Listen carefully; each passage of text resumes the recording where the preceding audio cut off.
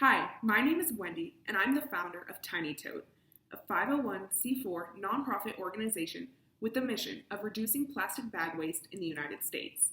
I want to share with you my perspective on a myriad of topics that deserve more widespread attention. Although the focus of Tiny Tote is specifically to reduce plastic bag waste, this channel is intended to educate and inspire people to pursue a low-waste lifestyle. This video is the very first, so thank you so much for tuning in. The first topic we're going to talk about is conscious consumerism. Conscious consumerism drives every decision I make on a daily basis, from purchasing goods and services, to the media I consume, to even what gym I choose to go to.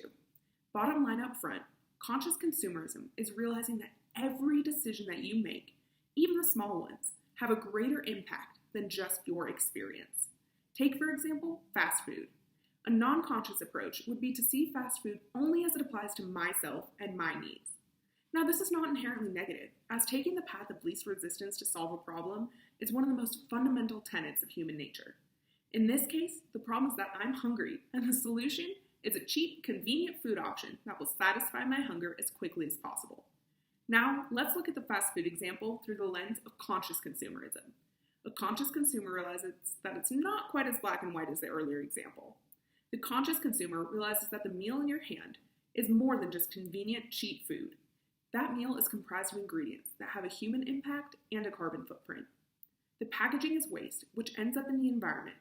Hopefully can be recycled, but statistically ends up in landfill or in nature. That meal required someone to cook, prepare, and serve it. A conscious consumer can ascertain that the fast food worker does not typically have great compensation or great working conditions.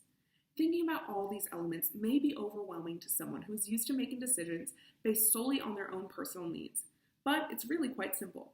It's called the cradle to grave mentality, which means taking a moment to think about where the product you're buying came from and what will be left behind after you use it. In our earlier example, did your meal come from exploited agricultural workers, animal cruelty, and leave behind a styrofoam box or plastic cup and straw that will never biodegrade? Or did your purchase come from fair trade sources and leave behind recyclable or compostable waste?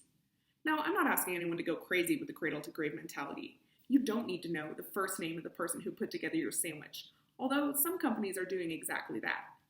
I want to inspire people to take into account the very basics of their product's origins. Consider for just a moment the lasting impact your choices have after you make a purchase. This concept can be applied to absolutely everything, not just food. Just a few examples include, did my makeup test on animals? Did my new end tables contribute to deforestation? Or did my outfit of the day be derived from child labor? I encourage everyone to realize that the choices you make have such a great impact and that you could be unintentionally supporting practices that you don't fundamentally agree with. Being conscious of your choices is the first step in creating a more globally compassionate world. Stay tuned for more topics, including sustainability, greenwashing, fast fashion, the minimal-ish lifestyle, and many more. Remember that the world doesn't need a few people doing low waste perfectly. The world needs a lot of people doing low waste imperfectly. If you have a moment, feel free to sign the pledge to bring your own reusable bag to the grocery store just one time in 2021. Our goal is to get 10,000 signatures to raise awareness of the problems of single-use plastic bags and encourage people to bring their own reusable totes. Check out www.tinytote.org to learn more. Thank you so much for your time, and I hope you tune in again.